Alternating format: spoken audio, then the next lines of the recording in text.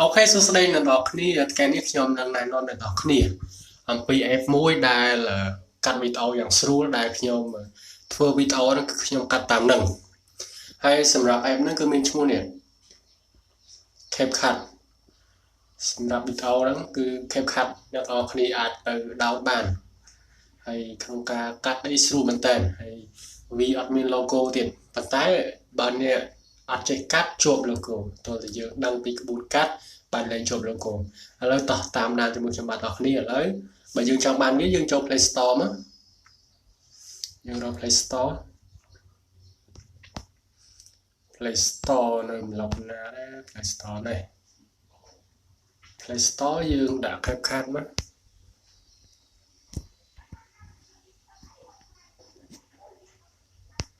យ៉ាសឡំសវៀតណាមទៀត CapCut នេះអ្នកនរគ្នាឃើញនេះអូដោយសារខ្ញុំអត់ទាន់អាប់ដេតឥឡូវខ្ញុំអាប់ដេតវាឡើងបន្តិចដើម្បីឲ្យវាពេញឲ្យវា full version ហ្នឹងក៏លោកវាមានអីផ្សេងចម្លែកមកទៀតនេះអ្នកនរគ្នាឃើញនេះពេលអ្នកនរគ្នាដោនពេញទៅឥឡូវចាំខ្ញុំអាប់ដេតដែរចាំពេលដែលខ្ញុំអាប់ដេតពេញចាំខ្ញុំនឹងប្រាប់អ្នកនរគ្នាជាបន្តទៅទៀតថាម៉េច25% ហើយពេលនេះ25% ហើយ30 35ចិត្តគ្រប់ហើយ40ហើយចាំដល់ពេលគ្រប់ខ្ញុំប្រាប់អ្នកនរគ្នាអំពីថាកាត់មិនកុំឲ្យជាប់ logo សម្រាប់អ្នកខ្លះកាត់ទៅជាប់ logo ដោយសារគាត់មិនបានដឹងពីរបៀបកាត់ឃើញកាត់ជាប់ logo ច្រើននៅក្នុង Facebook ជាពិសេស Facebook ដោយសារពួកគាត់អត់ទាន់យល់តាក់ទងទៅនឹងការកាត់ធ្វើម៉េចកុំឲ្យជាប់ logo ពីច្រើននេះជាប់អា CapCut ចុងក្រោយនេះដូច្នេះអ្នកនរគ្នាចាំដល់ពេលខ្ញុំបើកអ្នកនរគ្នាចាំខ្ញុំប្រាប់ពីរបៀបកុំឲ្យជាប់ logo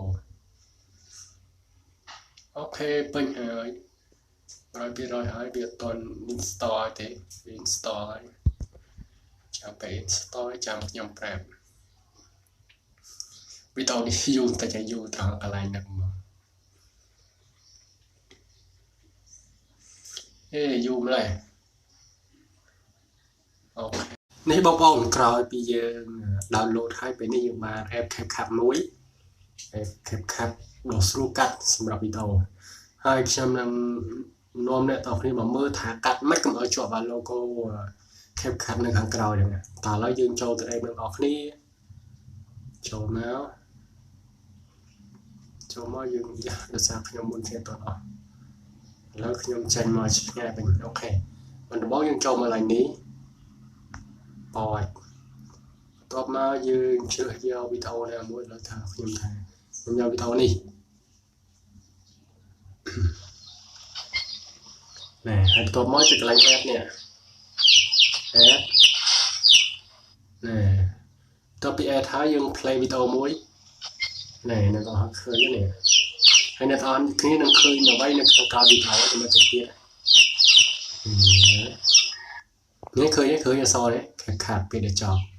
អញ្ចឹងកាត់ធ្វើម៉េចកុំឲ្យជាប់អាហ្នឹងខ្ញុំនឹងប្រាប់អ្នកនរគ្នាត្រង់ចំណុចនេះហើយ app នេះគឺស្រួលមែនតើក្នុងការកាត់មិនពិបាកទេគឺស្រួលណែខ្ញុំប្រាប់អ្នកនរគ្នាឲ្យចំអ្វីដែលខ្ញុំចង់ឲ្យមកនេះឡើយចុចឲ្យចំឡើយហ្នឹងណាពេលចំហើយបងប្អូនឃើញហើយឃើញមានពាក្យអីនៅក្រោមនេះពាក្យ delete បងប្អូនចុច delete មកឡើងមានទេឥឡូវបងប្អូនមកសារទៀតមើលវីដេអូនោះសារទៀតជាមួយវាមាន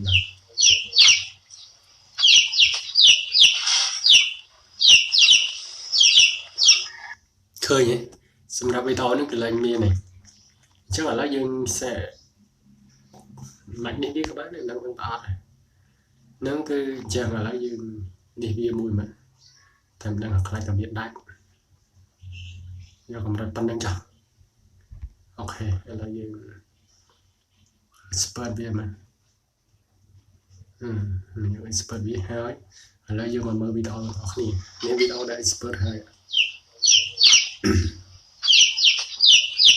គឺមាន logo ហើយ ឃើញអត់មាន logo នៅខាងក្រោយទេដូច្នេះសម្រាប់បងប្អូនដែលមានចម្ងល់ទាក់ទងផ្សេងៗcomment នៅក្រោមវីដេអូមកខ្ញុំនឹងបកស្រាយចម្ងល់ជូនអរគុណអ្នកទាំងអស់គ្នាសម្រាប់ការតាមដានទស្សនាហើយសង្ឃឹមថានេះក៏ជាចំណេះដឹងមួយសម្រាប់បងប្អូនដែលមិនបានដឹងទាក់ទងនឹងរកកម្មវិធីណាដែលបញ្ចូល logo នៅក្នុងការកាត់វីដេអូអរគុណជម្រាបលា